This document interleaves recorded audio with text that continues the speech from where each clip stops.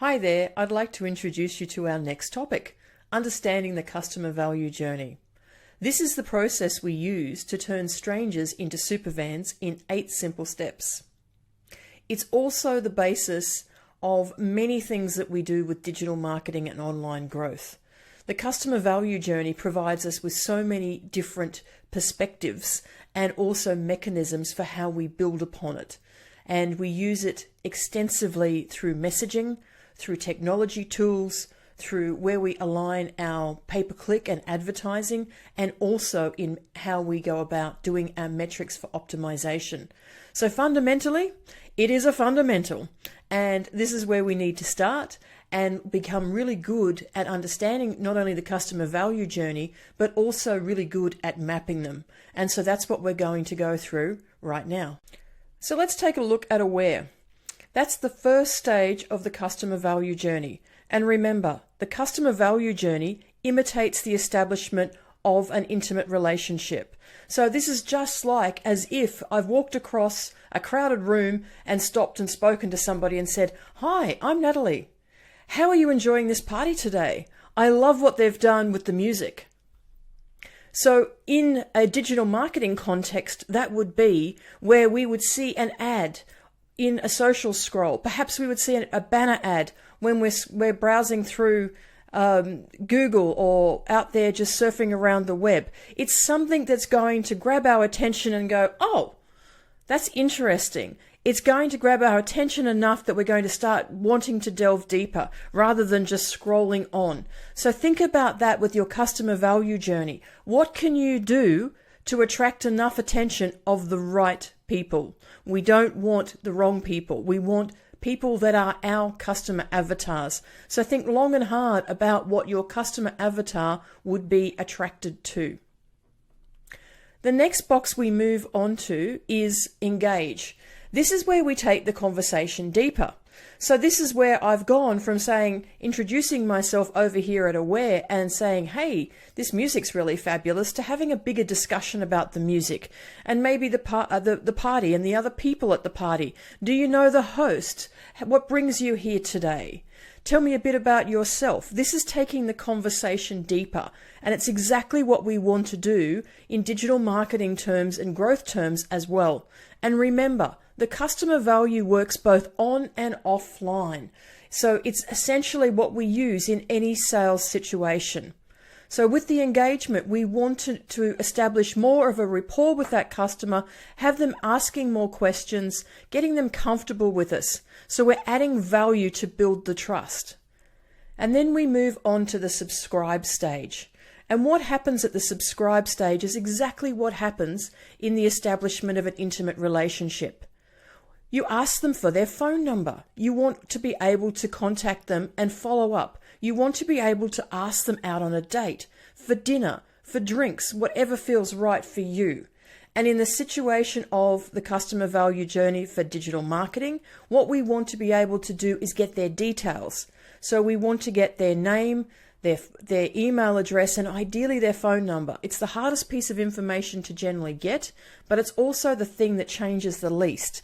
So depending upon the value that you've added and the trust that you've built, you may or may not be able to get their phone number. Sometimes an email address will be just enough.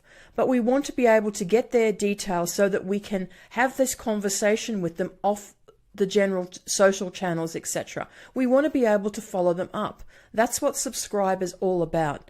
And typically speaking in digital marketer terms, there would be some sort of opt-in. This is where they opt in for a piece of irresistible content or some sort of irresistible offer that they have to give up their contact details in order to get the next bit. Maybe it's some gated content. There's some examples of what would happen at the subscribe stage. The next stage is convert, and this is a first date in terms of an intimate relationship. In terms of digital marketing, this is all about a small value sale or the prospect spending time with you. This could be attending a webinar, it could be watching a training, it could be attending a meeting, or, as I said before, it could be a small value purchase. Now, the ratio of the small value purchase depends on what your core product's going to be. Remember, we went through and figured out our pre-core and post products before we got to this stage. So maybe your core product is $1,000. So maybe your convert product or your tripwire product is only $100 or $50. Whatever feels right based on the value of your core product. The next stage we have is excite. So think in dating terms, this is about all those cool little things you get. The little sexy text messages backwards and forward, the little flirtatious ones, the flowers, the chocolates, the cool little postcards that people sent, all of those nice things that really endear you to somebody. The cool conversations. This is exactly what Excite is about as well in digital marketing terms. This could be a nurture sequence. It could be a series of videos. It could be some SMS messages. It could be a little video message from a founder. All of these are options that you can use in the Excite stage. Really what you're trying to do is encourage and remind the prospect or your customer, because if they've had a small value purchase here, what you're trying to do is remind them and also give them confidence that they've made the right decision in working with you, in buying from you, in taking the next step. So what we really are wanting to do is make the next step inevitable, make the next step a no-brainer, and that's the core. So this is where we would put down our core offer. In the terms of establishing an intimate relationship, that's sex. And let's hope it's good. So we want our core message and our core product to be consumed here, to be purchased. And we also want to have the ability to have some ascension. So this might be in terms of digital marketing. You all know this one. Would you like fries with that? That's the McDonald's upsell. So this is the sort of thing that we want to do here. What's our upsell and maybe even a cross-sell? What else would go really well with our core product? So think about that in terms of your digital marketing. What is my core product? What else can I sell them? Do they need some sort of attachment that goes with it? Do they need an add-on consulting or audit product? All of those are options that you can have to go on your Ascension 1, Ascension 2, and also cross-sells. Now our next one is advocate, and this is the engagement in terms of establishing an intimate relationship. We're so in love with this person, we think that, we definitely want to spend the rest of our life with them, so we're accepting the ring when they get down on one knee. In terms of digital marketing, this is where you're getting testimonials, maybe some user-generated content.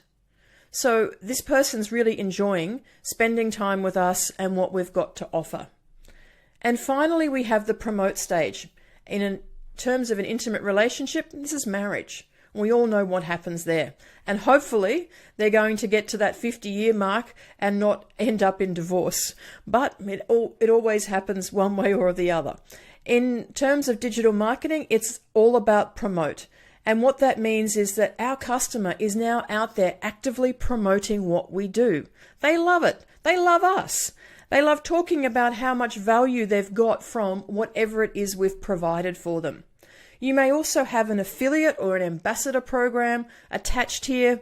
Essentially, these people are out there doing your marketing for free, and we absolutely love that. So I hope that gives you a better insight into what the customer value journey is all about.